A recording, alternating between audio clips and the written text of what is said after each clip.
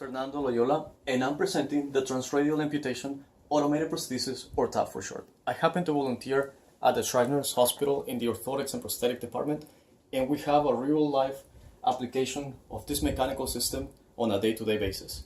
So what we're going to need is a low-budget mechanical system and the possibility to make it a modular device. So whenever children that are missing an arm or a leg in the future for another prosthesis have outgrown the prosthesis itself, we can replace some of the components and then just either enlarge it or adapt it to whatever needs they have.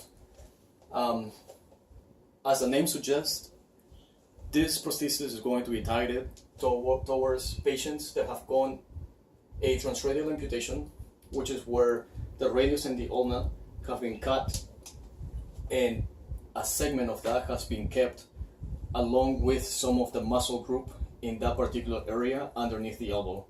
This is called a stump, and the stump contains the radius, the ulna, part of the humerus, and basically we're going to be utilizing this for structural support in the muscle group, which are the brachioradialis, the palmaris longus, and the flexor carpi ulnaris, as part of the device or part of the input system for the device itself.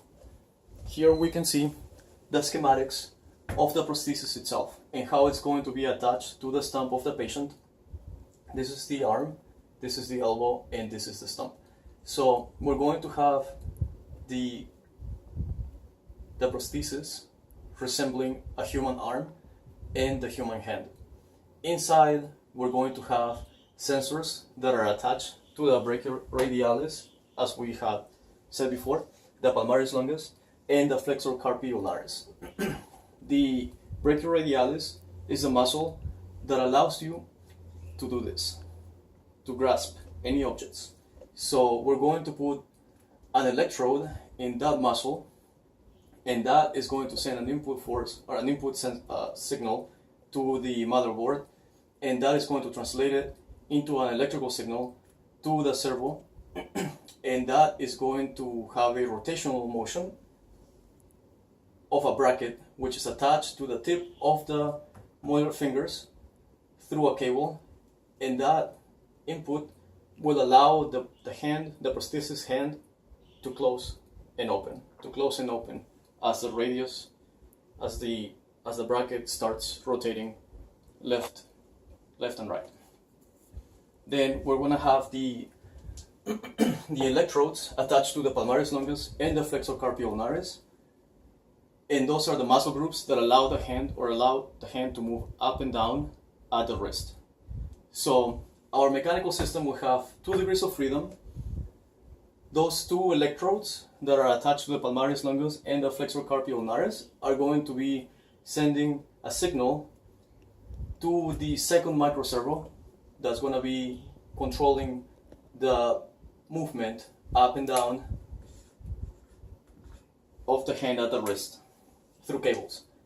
However, there was a little problem here, because say a patient has engaged the muscles of the brachioradialis, so they're holding an item, an object, and then they want to move the hand up and down. This tension right here will not allow for that. So we are going to be attaching the servo to rails. So whenever the wrist and the hand decide to move up and down at the wrist, the microservo can actually slide forwards and backwards, allowing for the retainment of the item that the patient is holding. So some of the items that we're going to use are going to be the SG90, which is a microservo. We're going to be using a couple of them, and in the future, for future implementations and more complexity of systems, we'll be using different microservos, or probably even a stepper motor.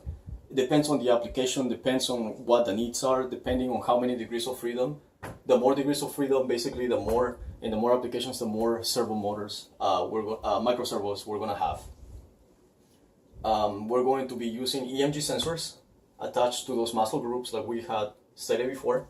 We're going to be using a breadboard and a ballot board called Eligu Uno R3 and I'm gonna be running the software Arduino to get all of this data compiled and possibly created and see if I can pitch it to Shriners, so in that way people that are missing limbs can have a better standard of living.